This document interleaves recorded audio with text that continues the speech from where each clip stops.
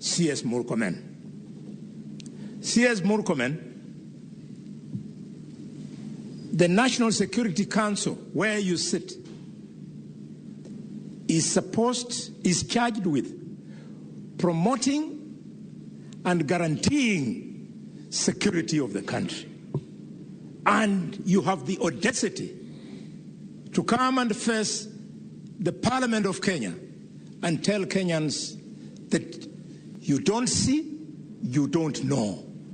C.S. Murkomen, please, for the respect of this young man, you are yet to grow a child up to the age of 31. Can you immediately resign? You are not fit to be in that docket.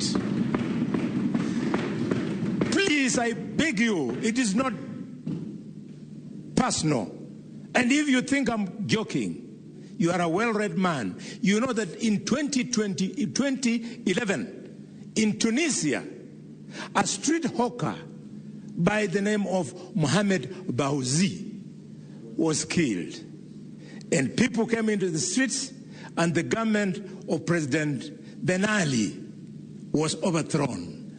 You truly don't know what you're playing with. Please resign. You cannot be an inspiration to be in cabinet.